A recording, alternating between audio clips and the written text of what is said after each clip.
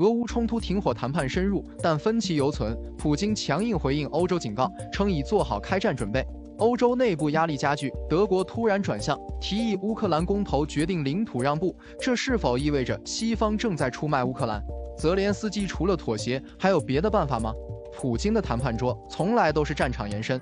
12月2日，普京与美国特使威特科夫进行了5个小时的会谈。从双方透露的消息来看，此次谈判没有丝毫进展。普京的态度很明确，战场上拿不到的东西，别想在谈判桌上拿到。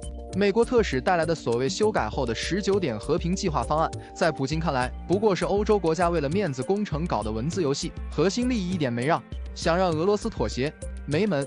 战场态势完全支撑普京的硬气。俄军近日宣布，再拿下2城，不仅完全控制了红军城和沃尔昌斯克这2大战略要地，在整条接触线上都处于攻势。乌克兰军队面临的是兵力不足、弹药短缺、后勤瘫痪的3重绝境。西方情报评估认为，乌军可作战兵力已不足35万，且新兵训练时间从半年压缩到1个月，战斗力断崖式下跌。而俄罗斯呢？国防部长绍伊古12月初宣布，俄军今年已招募超过50万合同兵，军工产能同比增长300%，炮弹产量是北约国家总和的3倍以上。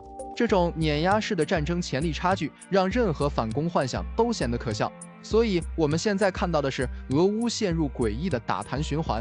果不其然，谈判刚结束不到24小时，敖德萨港的爆炸声就传来了。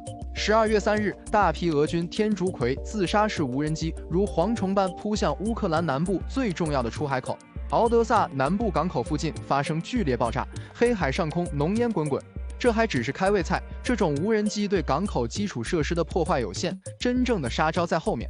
要想彻底瘫痪敖德萨，需要的是大规模弹道导弹饱和攻击，或者战略轰炸机的重型炸弹。乌克兰那点残存的防空系统根本挡不住。更致命的是，俄罗斯这次打击的合法性障碍消失了。自从乌克兰利用黑海通道运输军用物资后，莫斯科早就放出风声，任何进出敖德萨的船只都将被视为合法打击目标。现在警告变成了现实，这条生命线一旦被切断，前线的乌军士兵将面临弹药、药品、食物的全面断供。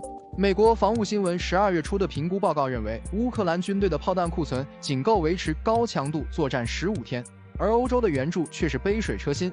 就在普京与威特科夫谈判的同一天，德国外长瓦德夫尔在柏林宣布，将分2批为乌克兰采购价值2亿美元的装备，并向北约援乌基金注资2500万欧元。听起来不